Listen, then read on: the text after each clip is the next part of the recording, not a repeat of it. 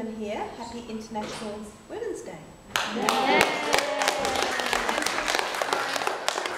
Before me, that was fabulous. Your talks were great. Mine's probably not going to be anywhere near as exciting and interesting as yours were. But firstly, I was born in Devon, which is the bottom part of the United Kingdom, and my parents own a farm. And so when my father went to the registry office to register my birth, you have to put your occupation. And so my father had a sense of humour, and instead of putting farmer, he put pig breeder.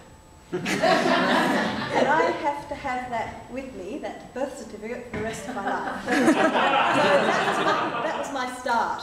And it's kind of gone, no, not downhill. But I've had some really wonderful adventures over the years. My parents sold the farm and we immigrated to Canada, where my father worked as a journalist. And then we went back to London and lived there for a while, and then we immigrated to Australia. But to get to Australia, it took a little bit of a journey. Firstly, we were going to live in South Africa, but this was back in 1956, and it was when there was a lot of trouble there, and my father was told that he would have to sleep with a gun under his pillow, and we'd have to be escorted to school, and he had just obviously been in the war for 6 years, and it was enough. He didn't want any more fighting. So we decided not to go to South Africa, and so his next choice was New Zealand. So we went as a family to be interviewed to immigrate to New Zealand, and the guy behind the desk that was interviewing my parents suddenly looked at my brother, who was 18 months older than me, and asked him what, I don't know, 6 nines were, some mathematical question, and my brother couldn't answer.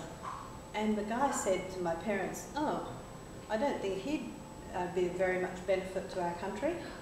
And my parents said, "Well, they're not going."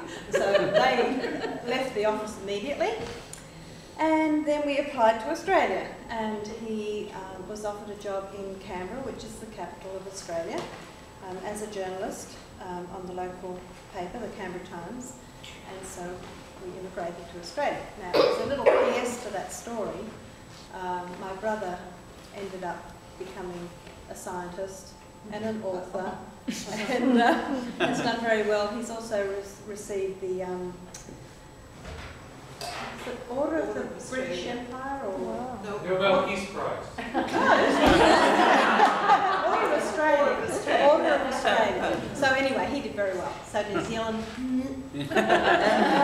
Now, my story. So I was, my formative years were in Australia, and I married, had children, and my marriage lasted 15 years, and my ex-husband and I are still very good friends.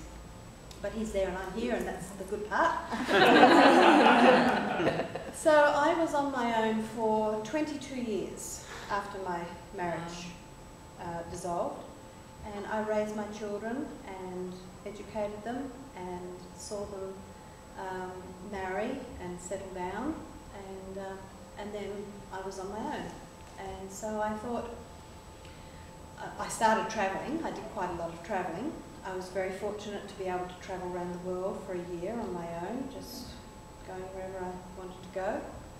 And then I got back to Australia, and I was still on my own. And for anyone who has lived on their own,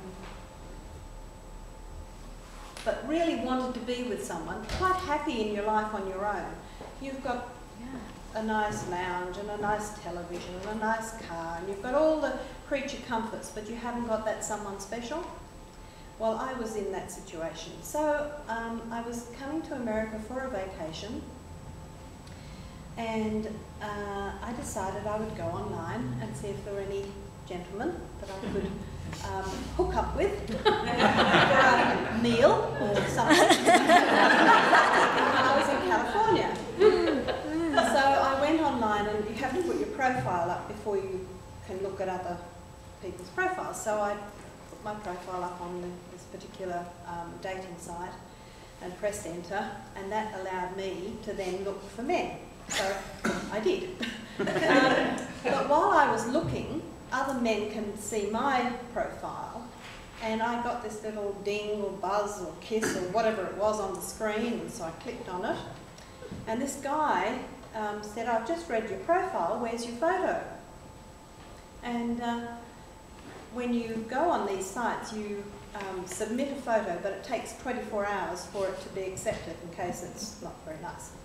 So I wrote back to this guy and I said, "Well, excuse me," I said, "my profile, if you look, has only been up on the site for 10 minutes or whatever it was. And you have to wait 24 hours, here I'm typing all this, you have to wait 24 hours to see my photo, so I suggest you wait 24 hours and contact me then."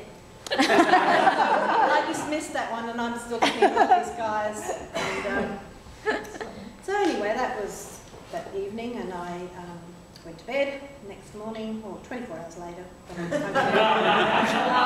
there's this message from this guy who had wanted to see my photo that wasn't there. Well, the photo was there now, and he obviously was interested. But what he had written to me was, he thought that I lived in California. And I thought, I had written that I had lived in California, but was now back in Australia, and da-da-da-da-da. So obviously he just looked at the picture, looked at the age, looked at the whatever else, and didn't bother reading what I had written. Or he would have known that I wasn't in California, I was in Australia. So he starts writing to me, and thinking that I'm living in California. So anyway, I wrote back to him and I said, "No, I'm not there, but I am coming in 3 months' time, or whenever my trip was organised for." And so we wrote to each other, and then we, this is via the internet, dating site, and then we started to email each other, then we started to call each other, and he offered to pay for my fare from California to Indianapolis. Why would I want to go to Indianapolis? But he was quite interesting, so I thought, oh, okay. But I wasn't going to let him pay for my fare. I thought, I'll take a side trip. I'll check him out. If he's not any good, I'll just jump on the plane and go back to California. So that was all planned. So I flew into California, and I got a connecting flight to Indianapolis, and I came down at the old airport. You come down the escalator, and everyone has to wait at the bottom. They can't actually go up to where the plane lands.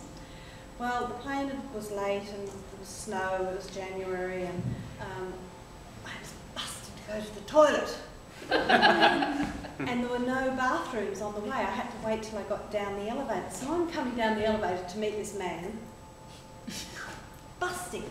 So I'm sort of, trying to be real la-di-da. And there he is. I saw him because I just knew that was him. I thought, oh, great. So walked up to him, we had a big cuddle, and I said, "Where's the bathroom?" So that was my introduction to this guy. I don't know what he thought he'd gotten himself into. But anyway, to cut a very long story short, we got engaged. Not that moment, but while I was there. And then I was in a bit of a dilemma because I was on a visitor's visa, and so I had to go back to Australia, and because of our age, I didn't want to go through all the rigmarole of having to apply for a fiancé visa and spending 6 to 12 months in Australia waiting. I mean, he might be dead, or I might die before we could get together again. So I came back into America. I settled up all my house and my car, etc. in Australia, and flew back into Los Angeles. Got through all the customs and immigration, and I had met this girl on the plane, and she had a cell phone. I didn't. And she lent me her cell phone, so I called him and I said, "Guess what?" I said, "What?" I said, "They let me in." And he was panicking because, I was still in the airport. I don't know, it was after 9/11, so. Anyway, so I arrive in Indianapolis, and